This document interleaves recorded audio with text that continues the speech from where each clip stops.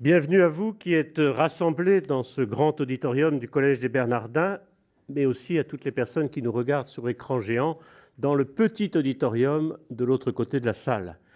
Bienvenue à vous, bien sûr, téléspectateurs de KTO, Télévision catholique. Merci à vous, Monsieur le Cardinal, archevêque de Paris, d'avoir accepté de conclure ce cycle de l'Institut de la Famille à l'intention des seniors. Depuis 3 semaines, nous avons abordé plusieurs thèmes. Que signifie vieillir dans une société du jeunisme? Comment accepter comme une grâce cette étape de la vie? Comment vivre les différents passages qui font de chacun des parents, des grands-parents, puis des beaux-parents? Aujourd'hui, vous nous proposez de réfléchir au thème « Grands-parents, témoins du Christ et de l'Église dans votre famille ». Je vous laisse la parole. Merci. Donc, je suis très heureux de cette occasion qui m'est donnée de vous rencontrer comme une catégorie particulière parmi le peuple chrétien de Paris, la catégorie des grands-parents, sur lesquels reposent beaucoup d'attentes et auprès desquels on fait beaucoup de demandes, sinon de sollicitations pressantes. Il est vrai que dans notre société, la situation de grands-parents ne correspond pas à celle qu'on a pu connaître il y a encore un demi-siècle dans une société rurale, où la proximité familiale était beaucoup plus grande qu'elle n'est aujourd'hui dans nos agglomérations urbaines, et c'est déjà un élément nouveau dans la manière de vivre l'expérience de grands-parents que d'être, si je peux me permettre cette expression, des gens que l'on visite ou des gens qui visitent. Ils vont en visite dans les familles de leurs enfants et leurs enfants viennent en visite chez eux. Ça veut dire qu'ils ont des rencontres qui sont relativement épisodiques et dont l'intensité et la densité est variable selon les familles et selon les expériences vécues par chacun des membres des familles. Les grands-parents aujourd'hui, grâce à Dieu, et comme cause intermédiaire, on peut dire aussi grâce à la médecine, sont souvent en meilleure santé qu'ils ne pouvaient l'être il y a un demi-siècle. Ils sont soignés, ils sont souvent dans des conditions de vie plus confortables qu'elles ne pouvaient l'être il y a 50 ans ou 100 ans. Ils ont une disponibilité de temps, ils ont parfois une disponibilité de moyens qu'ils n'avaient pas quand ils étaient plus jeunes. Ils ont la possibilité d'une vie sociale plus étendue, plus riche, plus divertissante peut-être pour certains qui peuvent profiter de cet âge de la retraite pour faire des voyages, pour participer à des événements culturels. Bref, ils ont une vie qui est une vie spécifique, qui n'est plus définie par le travail professionnel dans la plupart des cas, qui n'est plus définie par la charge directe des enfants à élever, qui n'est plus définie par les contraintes habituelles et de l'éducation et du travail. Mais comment est-elle définie? Est-ce qu'elle est seulement définie négativement? C'est-à-dire les grands-parents, c'est ceux qui n'ont plus rien à faire et donc sur lesquels on peut tirer sans compter puisqu'ils ont un stock d'heures disponibles et un stock de générosité, d'amour de leurs enfants suffisamment fort pour pouvoir faire face à un certain nombre de situations difficiles. Donc, plus jeunes, en meilleure santé, mieux insérés peut-être dans une vie sociale relationnelle.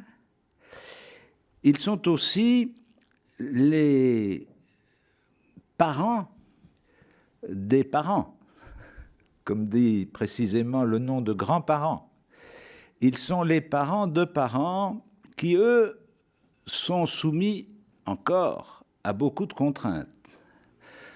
Soit, quand ils en ont la possibilité, par la charge du travail professionnel des deux conjoints, soit par des obligations liées à leur métier, de se déplacer, de mener une vie que l'on qualifie de stressante, c'est-à-dire marquée par la pression et l'urgence.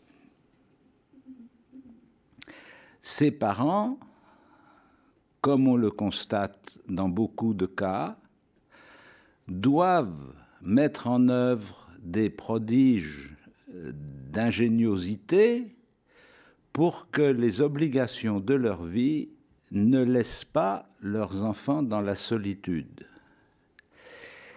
Certains, peut-être plus habiles ou mieux organisés que d'autres, sont capables de mieux calibrer leur temps de présence, leur temps d'absence, l'intensité de leur relation avec leurs enfants, mais d'autres sont tout simplement débordés et n'arrivent pas à assurer cette présence. Cette difficulté à laquelle sont confrontés beaucoup de nos contemporains conduit, dans un certain nombre de cas assez nombreux, à se tourner vers les grands-parents pour espérer qu'ils pourront, d'une façon ou d'une autre, pallier, au moins momentanément ou dans des périodes particulièrement chargées, pallier aux absences des parents, à leur difficulté de suivre de très près la vie de leurs enfants, etc. Si bien que il arrive dans beaucoup de cas que les grands-parents ne sont plus seulement ceux que l'on visite ou ceux qui nous visitent, mais ils deviennent un élément constitutif de la constellation de la vie familiale. Beaucoup de ménages savent, le reconnaissent et disent que s'ils n'avaient pas leurs parents pour les soutenir, ils ne pourraient pas y arriver.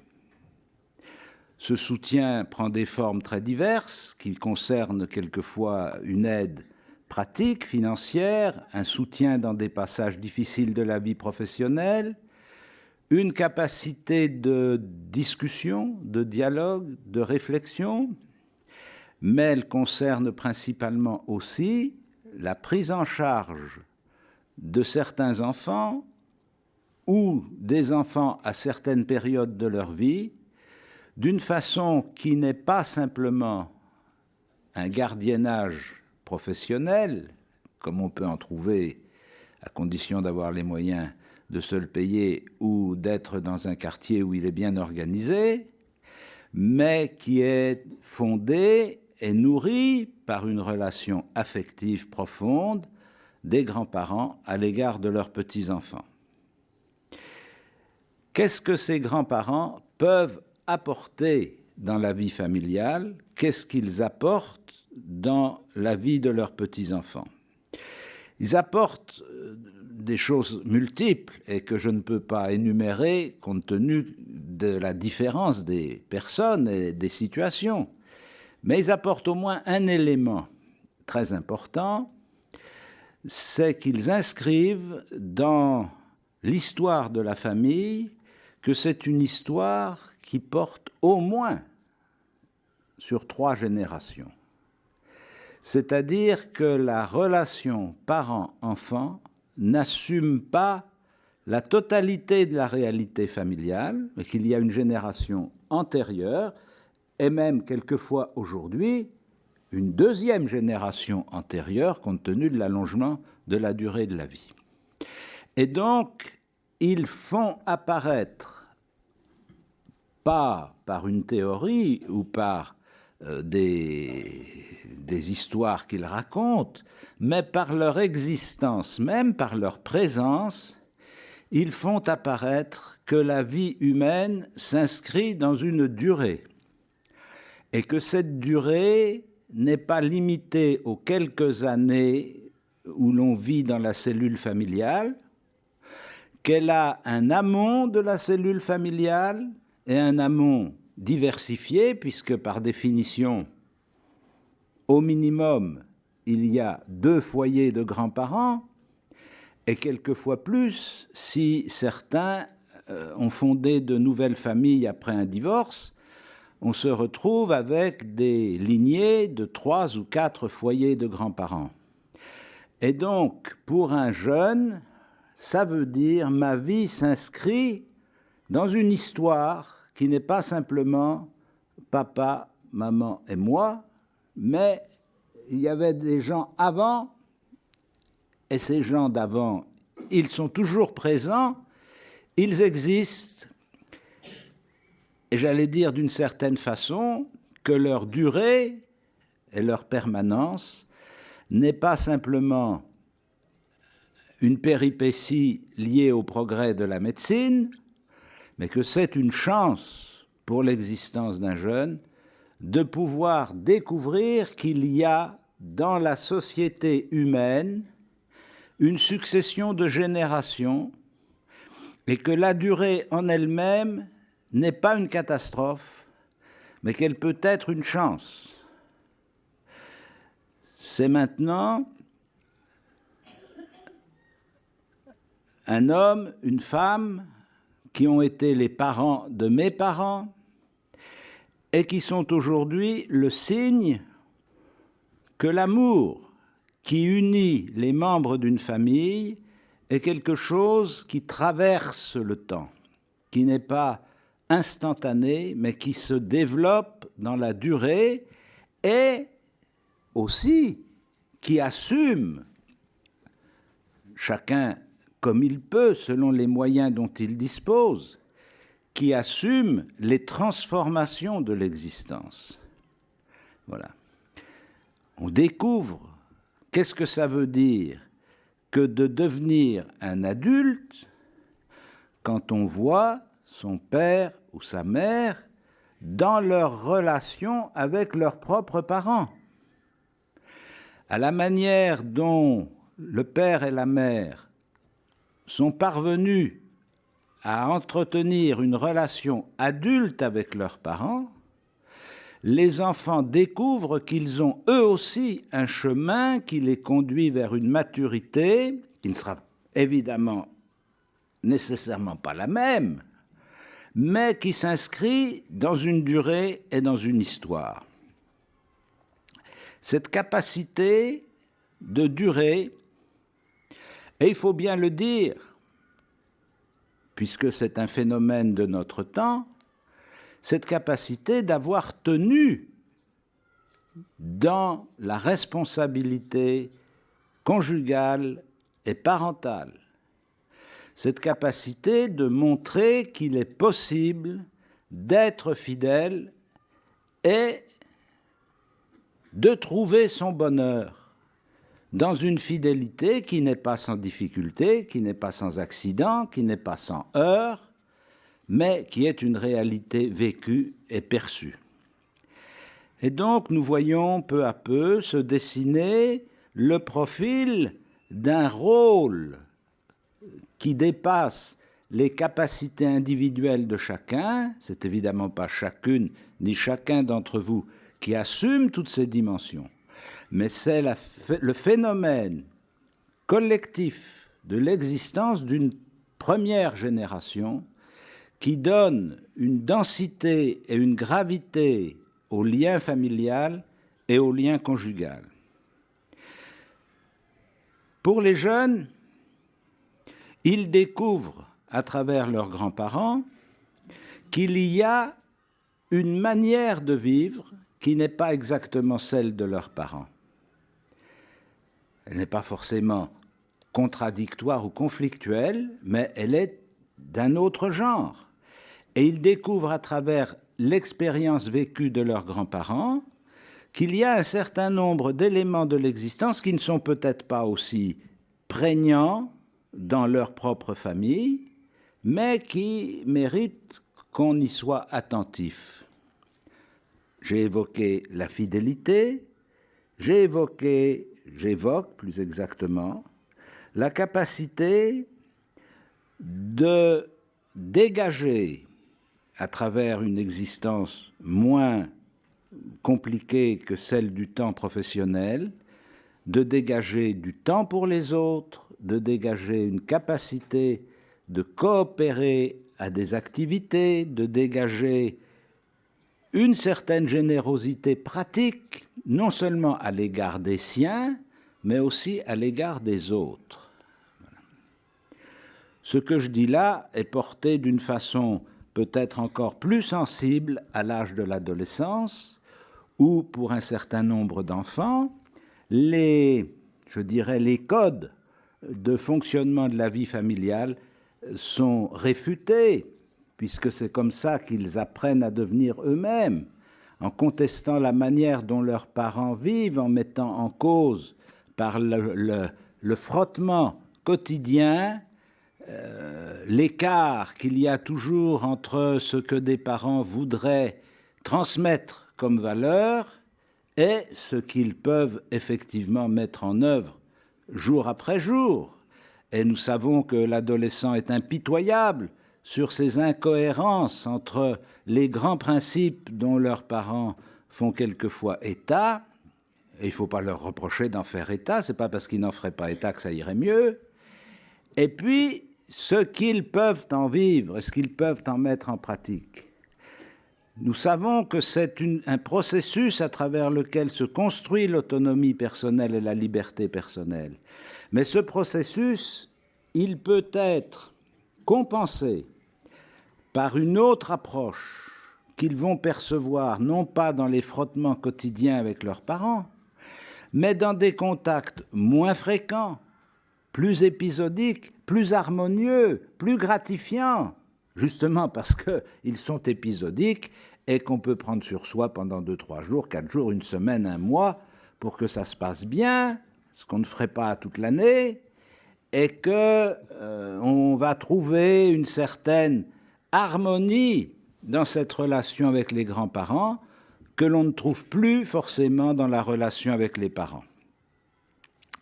C'est dans ce cadre de confiance, d'harmonie, et puis il faut bien le dire un peu, d'une certaine concurrence de la part des enfants. Ils cherchent aussi s'il n'y a pas d'autres systèmes que ceux de leurs parents. Ils cherchent aussi s'il n'y a pas d'autres voies, d'autres manières de faire. Voilà, ça donne un point de repère à peu près sur la manière dont les questions se posent. On sait bien que tout ça n'est pas facile, enfin vous le savez mieux que moi, que tout ça n'est pas facile. Voilà. Comment tenir sa place pleinement, sans empiéter sur la responsabilité de ses enfants? Comment être fidèle à ce qu'on est alors que ça ne correspond pas à ce que vivent vos enfants? Comment témoigner de quelque chose à quoi on est attaché alors que dans la vie familiale de vos enfants, ces valeurs ne sont pas forcément reconnues? Voilà. Que dire par rapport à la foi? Que faire par rapport à la foi? Faut-il entrer dans une sorte d'abstention totale pour ne rien bouger? Faut-il s'appuyer sur l'affection, la confiance qui existe pour dire « mais moi je vis comme ça, tu peux vivre autrement, mais moi je vis comme ça et il faut que tu acceptes que je vive comme ça. » Bon. Comment ne pas se laisser emporter, ce qui est quand même toujours facile, une tentation de nos âges, de se laisser emporter par les embellissements rétrospectifs de la belle époque, enfin pour vous ça veut encore dire quelque chose, mais je veux dire de l'époque heureuse où nous étions jeunes et où il nous semble que les choses allaient tellement mieux. On oublie qu'il y avait beaucoup de choses qui n'allaient pas mieux, et qui allaient même beaucoup plus mal. Mais dans le souvenir, c'est les choses qui allaient mieux qui restent. Voilà. C'est comme ça que des gens viennent me raconter qu'ils ont connu des églises pleines de jeunes, etc. Et quand je leur demande où où ils ont vu ces églises pleines de jeunes. Moi, j'ai vécu à Paris toute mon enfance dans une paroisse, et je peux dire que l'église n'était pas pleine de jeunes, elle était pleine de vieilles femmes. Voilà. Bon. Même pas d'hommes. Bon. Quand je vais aujourd'hui dans une église à Paris, je vois une assemblée composite d'hommes, de femmes, de plusieurs générations. Donc je ne vais pas repeindre l'histoire à la lumière de mes souvenirs et de mes émotions passées. Eh bien, c'est toujours un peu comme ça dans la vie. On se rappelle et on devient un radoteur qui raconte ces histoires de guerre. Bon. Alors, voilà, ben, on essaye de se contrôler, de ne pas se laisser couler la parole sans penser à ce qu'on dit. Alors, ces grands-parents que je viens sommairement de situer en faisant ressortir quelques aspects, qu'est-ce qu'ils peuvent faire? Qu'est-ce qu'ils ont comme responsabilité ou qu'est-ce qu'ils ont comme mission possible? Ils ont une première mission qui est une mission très difficile à mettre en œuvre, qui est une mission d'humilité, voilà. Parce qu'il faut qu'ils acceptent humblement et sans désespoir, ni esprit malsain, ni tristesse, ni angoisse. Il faut qu'ils acceptent que leurs enfants ne sont pas comme eux. Il faut qu'ils acceptent que tout ce qu'ils ont essayé de faire de bien, de leur transmettre de plus riche de ce qu'ils avaient, n'a pas forcément fonctionné. Qu'ils ont essayé de les élever chrétiennement et puis qu'ils se retrouvent avec des enfants qui apparemment n'ont plus de lien avec la foi.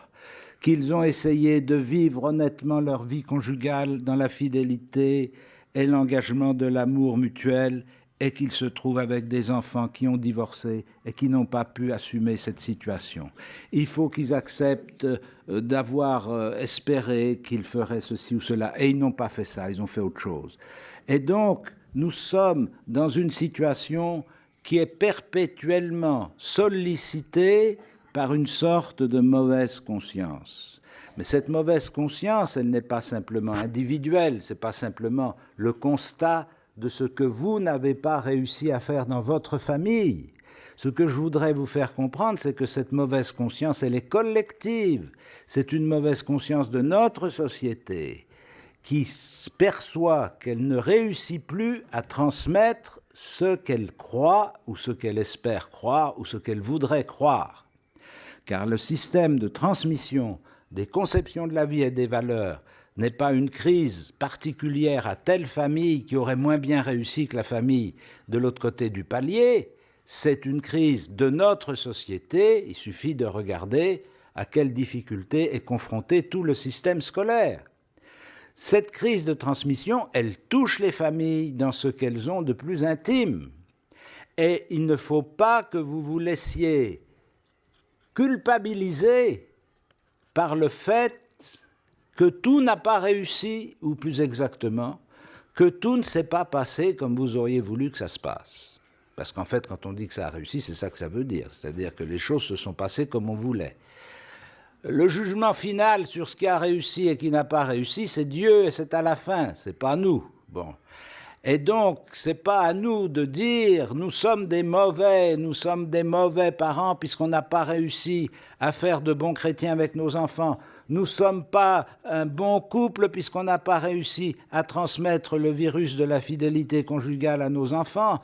Nous sommes pas de bons parents parce qu'on n'a pas transmis les valeurs auxquelles on croyait, etc. Et alors, qui a réussi à transmettre vraiment? Voilà. Donc, nous avons d'abord cette espèce de mauvaise conscience qui s'abat sur une génération. Et cette mauvaise conscience est d'autant plus forte, d'autant plus profonde que la mutation de notre vie sociale est plus grande. Car évidemment, les difficultés de transmettre deviennent plus sensibles quand la vie sociale se transforme. Voilà. On a le sentiment qu'on a disposé d'une boîte à outils qui ne correspondait pas au chantier auquel on était attelé. Voilà. Eh bien, c'est une difficulté que connaissent toutes les générations, et la nôtre comme les autres. Mais on ne va pas se mettre martel en tête parce qu'on n'a pas tout trouvé, tout réussi et tout accompli.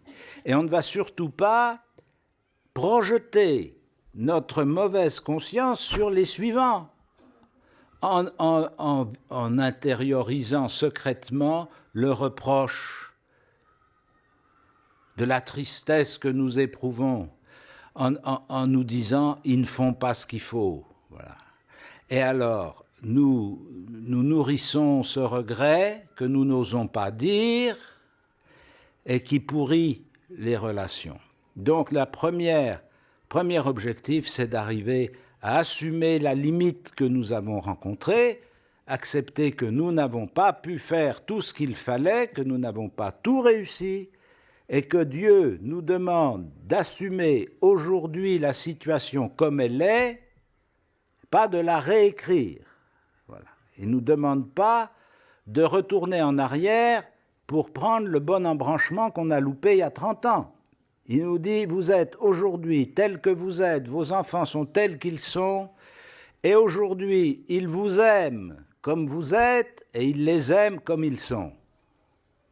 Ça ne veut pas dire que tout est bien, mais ça veut dire que vous avez, si vous êtes convaincu de cet amour de Dieu pour vous et pour vos enfants, vous avez une force de transformation considérable parce que vous savez que votre avenir n'est pas bouché, qu'il n'est pas clos, que tout n'est pas fichu, qu'il y a encore quelque chose à faire. Voilà.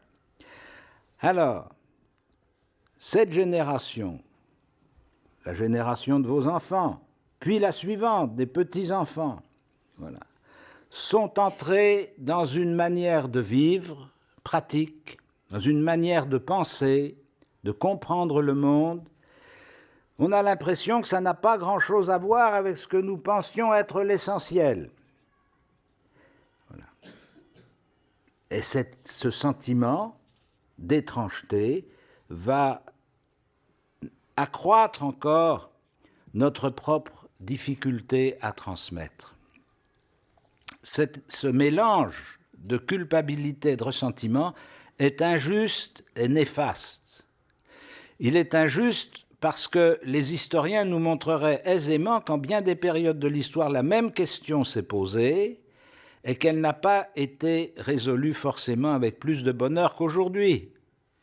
Ces sentiments sont néfastes parce qu'ils paralysent et conduisent à une sorte de fatalisme qui fait dire qu'il est impossible non seulement de transmettre des convictions que l'on imposerait par autorité, je pense que plus de personne y songe aujourd'hui, mais enfin on ne sait jamais, mais même qu'on a l'impression de ne plus parler la même langue.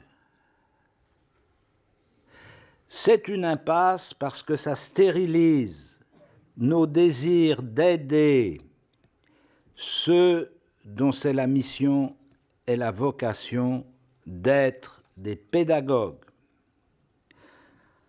Enfin, c'est une catastrophe parce que ça bloque les relations sociales en décrétant qu'il y a une fracture insurmontable entre les générations. Grâce à Dieu, puisque vous êtes ici aujourd'hui, on peut considérer qu'il y a encore beaucoup de monde qui n'a pas renoncé à assurer une mission à l'égard des générations qui suivent et à faire tout ce qui dépend d'eux pour surmonter cette fracture. Je voudrais maintenant me centrer sur ce qui est le cœur de la question de la transmission et plus particulièrement de la transmission d'une tradition. Spontanément, quand on se pose la question de la transmission, on aborde cette question en nous situant par rapport au passé, c'est-à-dire en mesurant, en regardant ce que nous avons reçu de nos propres parents, de nos grands-parents, ce que nous voudrions transmettre vers la génération suivante. Mais en même temps, nous mesurons bien que l'acte même de transmission comporte un appauvrissement. À chaque génération, le petit capital s'effrite.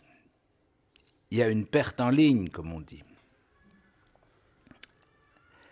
Je voudrais vous inviter à réfléchir à ceci, que la transmission, ça n'est pas d'assurer le passage de ce qui était vers ce qui va venir, mais c'est de nous investir nous-mêmes vers l'avenir. On ne doit pas penser la transmission par rapport au passé, mais par rapport à l'avenir. Il ne s'agit pas de reproduire ce que nous avons connu, même en l'arrangeant un peu, en le repeignant aux couleurs du jour, mais il s'agit de savoir comment nous avons vécu et investi notre existence pour construire un avenir. Comment ce que nous avons connu ne reste pas comme une pièce de musée au souvenir des valeurs perdues, mais constitue un patrimoine vivant, disponible pour engager une réflexion et une action vers le futur. Cette approche devrait être naturelle puisque, par définition, quand on se place par rapport aux générations futures, on se place par rapport à ceux qui sont l'avenir. Et pourtant, les difficultés que j'ai évoquées tout à l'heure montrent que ce qui nous est le plus immédiatement sensible, ce qui nous touche le plus, c'est ce que nous perdons du patrimoine, c'est ce que nous n'arrivons pas à transmettre. Et nous perdons de vue la partie féconde du patrimoine, c'est-à-dire celle que nous réussissons à transmettre. On est tellement mécontent de ce qu'on a laissé perdre qu'on ne sait plus voir les forces que l'on a mis en œuvre et que l'on a rendues accessibles à la génération suivante. On a trop facilement tendance à faire reposer l'appauvrissement du patrimoine sur des maladresses ou sur des inadaptations du système éducatif. Mais il est illusoire d'imaginer qu'avec un système éducatif et un savoir-faire parfait, on pourrait tout transmettre et que rien ne se perdrait. On ne va pas nier qu'il y a des difficultés de toute pédagogie, la nouvelle manière d'être et l'étrangeté de la génération qui vient, le surgissement de nouveaux langages. Encore vous avez pour la plupart intégré les bidules des ordinateurs. Bon. Mais la génération qui vous précède est là devant comme une vache devant un couteau.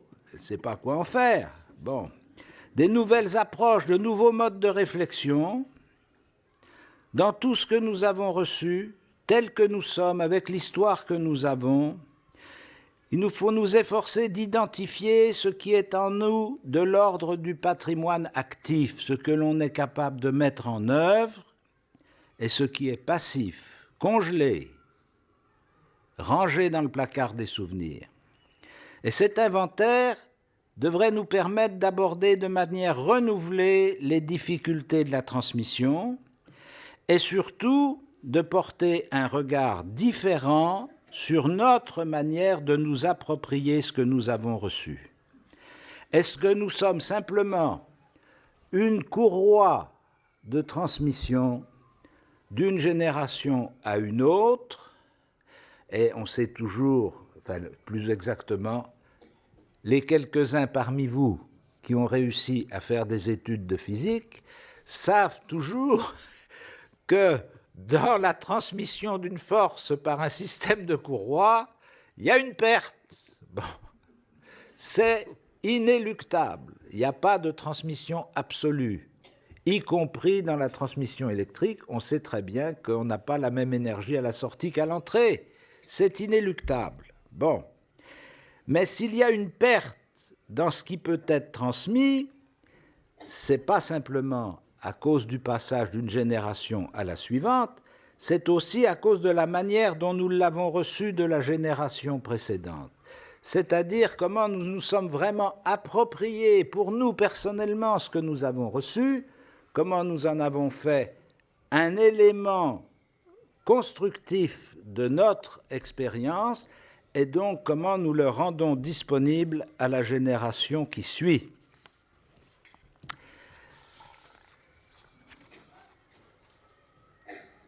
Alors, pour terminer, dans une troisième partie, je voudrais vous donner quelques chances, d'espérance. Voilà. Qu'est-ce que vous pouvez espérer? Vous pouvez espérer que Dieu est plus grand que nous, que la liberté personnelle de chaque être humain est plus grande que tous nos systèmes, et que on ne vous demande pas d'être un intermédiaire mécanique qui réussit à tous les coups. On vous a demandé déjà, quand vous avez élevé vos enfants, mais on vous le demande à nouveau à l'égard de vos petits-enfants, d'utiliser votre expérience, ce que vous avez découvert au long de vos, allez, on va être modeste, 60 ans. 60 ans de vie, vous avez découvert un certain nombre de choses, vous avez vécu un certain nombre de choses, vous avez admiré un certain nombre de choses, vous avez critiqué un certain nombre de choses. Tout ça, c'est votre patrimoine, votre histoire. Voilà.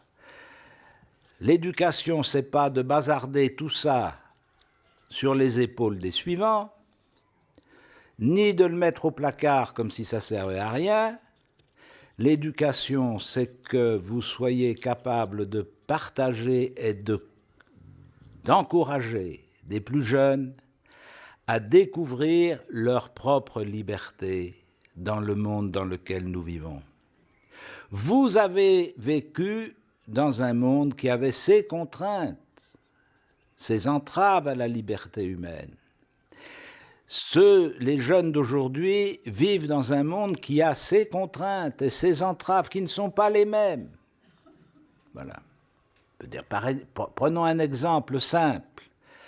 Il y a un siècle, un peu moins d'un siècle, dans un village français, il y avait 2 représentants des contraintes, l'instituteur et le curé. Et le gamin qui pouvait se faufiler entre l'instituteur et le curé, c'était un super doué. Normalement, il n'y avait pas une feuille de papier à cigarette pour passer entre les deux. Bon, c'était la contrainte sociale. Il transmettait le savoir-vivre comme la famille transmettait le savoir-faire du métier d'agriculteur ou d'artisan, comme la famille transmettait un certain nombre, implicitement à travers le comportement, un certain nombre d'attitudes les uns à l'égard des autres, des familles qui vivaient sur l'amour et le respect mutuel. Eh bien, c'était un mode de transmission. C'était aussi un cadre et c'était aussi une certaine contrainte. Et il fallait que les jeunes découvrent leur liberté à travers tout ça et qu'ils soient capables de piocher là-dedans ce qui allait devenir le fondement, le soubassement de leur propre existence. Mais aujourd'hui, les jeunes ne sont plus entre le curé et l'instituteur. Ils ne sont même plus du tout entre le professeur et l'abbé. Ils sont sous les médias. Voilà. L'organe de transmission des comportements qui est le plus répandu et le mieux écouté, c'est la télé, c'est le cinéma, c'est les blogs, c'est tout ça. Voilà. Il suffit de regarder le nombre d'heures que des jeunes passent devant. C'est presque aussi longtemps que le temps qu'ils passent à l'école. Et à l'école, on leur apprend des tas de choses qu'ils n'utilisent pas, mais à la télé, on leur dit des tas de choses qu'ils utilisent. Alors, c'est un système de contraintes, comme les autres. Si on leur a dit, si on leur a mis dans la tête qu'il valait mieux être les enfants d'une famille recomposée que les enfants d'une famille où il y avait des conflits, eh bien, ils en sont convaincus. Ils ne sont pas méchants, ils ne sont pas mauvais, pas des affreux. Ils ont cru ce qu'on leur a dit. Aujourd'hui, on nous publie un sondage, on nous explique, ah ben oui, mais enfin, c'est quand même pas si beau que ça. Bon, ah ben bon, alors voilà, il va falloir qu'ils révisent leur système. Bon. On leur dit que l'horreur absolue, c'est d'avoir un enfant handicapé. Bon, tout le monde leur dit ça. Pourquoi voulez-vous qu'ils ne le croient pas? Voilà. C'est un système de contraintes. Comment ils vont gagner leur liberté là-dedans? Comment ils vont accéder à la liberté de jugement, à la liberté de conscience, à exercer leur liberté personnelle? Eh bien, notre espérance, c'est que la puissance de l'amour de Dieu est suffisamment forte pour ouvrir des chemins de liberté dans le cœur de l'homme, pourvu que la parole du Christ atteigne le cœur de l'homme. Car ça n'est pas par contrainte sociale que l'homme choisit de vivre bien. La contrainte sociale peut l'aider, la contrainte sociale peut éveiller son attention, elle peut même susciter son opposition, elle peut même détruire sa confiance dans la collectivité, mais ce n'est pas la contrainte sociale qui est le juge final de nos comportements. Le juge final de nos comportements, c'est notre conscience et notre liberté. Et cette liberté, elle s'éduque, elle se découvre, elle s'apprend. Voilà. Comme on apprend le goût, ou comme on apprend le goût, ou comme on désapprend le goût, ou comme on apprend ce qui est bon pour nous et ce qui n'est pas bon pour nous, eh bien on apprend que l'être humain est fait pour choisir sa manière de vivre et la conduire. Pour que nous puissions jouer notre rôle dans cette découverte de la liberté, que nous soyons des garants, des points d'appui forts qui permettent justement à des jeunes de tester leur liberté. Il faut qu'ils puissent la tester avec des gens en qui ils ont confiance et avec qui ils puissent parler. Ça veut dire qu'il faut qu'ils aient des parents et des grands-parents qui sont des gens paisibles, pas des agités du bocal, qui ont toujours une guerre dans leurs manches et qui sont prêts à fabriquer des militants, mais ils ne sont pas prêts à fabriquer des enfants libres. Il faut qu'ils aient des parents en paix avec eux-mêmes, en paix avec Dieu et en paix entre eux, c'est-à-dire des gens humbles, comme je l'ai dit tout à l'heure, qui acceptent leurs limites et qui ne se prennent pas pour des saints égarés dans un monde perdu. Alors c'est votre espérance que vous pouvez, vous, par votre sérénité, par votre fidélité à travers les épreuves, par votre endurance à travers la durée, vous pouvez faire sentir à des jeunes que la persévérance, que la fidélité, que l'ouverture du cœur font grandir la liberté, qu'ils rendent capables de faire des choix libres. Pour que vous puissiez assumer cette mission, il faut que vous ayez une vie spirituelle dense. On dit quelquefois qu'à mesure qu'on vieillit, on devient plus sceptique.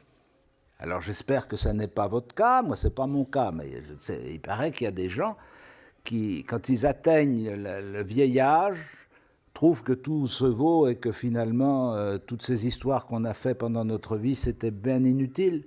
Il suffisait de respirer et de manger. Bon. Alors j'espère que ça n'est pas votre cas, que vous n'êtes pas arrivé à ce stade de décomposition cérébrale qui fait que plus rien n'a d'importance, voilà. Et que blanc ou noir, c'est pareil, marié, pas marié, c'est pareil, parent, pas parent, c'est pareil, tout ça, ça se vaut. L'important, c'est qu'on s'aime. Bon, ben non, ça suffit pas pour vivre. Et pour que vous puissiez tenir votre dignité humaine face aux situations de la vie, il faut que vous ayez une force spirituelle qui se nourrit. C'est pourquoi j'ai demandé dans la lettre pastorale que j'ai faite au mois de septembre que dans les paroisses, on se préoccupe de la manière dont on vient en aide réellement à la vie chrétienne des retraités. Voilà. Je dis des retraités parce que c'est une catégorie indéfinie qui désigne plus ou moins une tranche d'âge et en tout cas des disponibilités de temps. C'est tout ce qui m'intéresse, le reste, ça m'est égal. Ça veut dire qu'ils sont, entre guillemets, disponibles, c'est-à-dire que la chasse est ouverte, que tous ceux qui veulent faire quelque chose guignent des retraités en bonne santé pour pouvoir travailler pour eux, bon, et ne s'occupent pas du tout de savoir comment ils vivent. Du moment qu'ils fournissent du temps, de la matière grise et un peu de force musculaire, on ne se préoccupe pas trop de savoir s'ils sont vraiment chrétiens. Bon. Eh bien, je voudrais que dans les paroisses, on s'inquiète plus de la vitalité chrétienne des retraités qui s'acheminent quand même vers l'instant décisif de leur vie que de savoir s'ils sont en bonne forme pour déplacer les bancs. Bon. Et donc, qu'il y ait des programmes qui soient proposés pour offrir à des gens qui ont plus de temps qu'ils n'en avaient jadis de fréquenter l'écriture, de participer à des récollections, d'approfondir leur vie de foi. Et enfin, comment on fait la place aux jeunes et comment on fait la place aux vieux. C'est-à-dire comment on essaye que une communauté chrétienne soit attentive à ceux qui sont dans une phase transitoire de leur vie, qu'on ne s'occupe pas simplement du chrétien de manière indéfinie, mais qu'on prenne conscience qu'il y a des chrétiens qui ont des besoins particuliers, que par exemple dans la période de la maladie ou quand l'infirmité arrive avec l'âge, comment on est attentif aux gens qui sont autour de nous pour se rendre compte qu'ils ont besoin de quelque chose. Ils n'ont pas forcément besoin d'une infirmière. En général, l'infirmière est fournie. Ils ont besoin d'une présence, ils ont besoin d'une attention, ils ont besoin que quelqu'un qui va à la messe le dimanche leur rapporte une feuille de la paroisse pour qu'ils soient au courant de ce qui se passe, ils ont besoin qu'on leur apporte la communion, ils ont besoin d'être associés à la vie qui les entoure. Ça fait partie aussi de la mission des grands-parents, si on veut, des retraités valides et mobiles, d'être aussi ces agents de liaison entre la communauté chrétienne et ceux qui sont moins disponibles en raison de l'âge ou de la maladie. Voilà, il nous faut donc conclure en vous remerciant, Monsieur le Cardinal, pour ce message plein de réalisme et d'espérance que vous venez de nous confier. J'espère que vos propos, nous pourrons les retrouver par écrit. En attendant, je vous invite, vous tous ici rassemblés, je vous invite instamment à lire et approfondir les propos du cardinal 23 dans son livre « La famille, un bonheur à construire ». Se trouve notamment tout un chapitre sur le rôle et sur la place des grands-parents. Merci à vous tous présents dans l'amphithéâtre, dans l'auditorium des Bernardins. Merci aux techniciens audiovisuels des Bernardins, David et Thibault, notamment, que je sollicite régulièrement. Merci à Catéo pour la reprise de notre rencontre. Au revoir.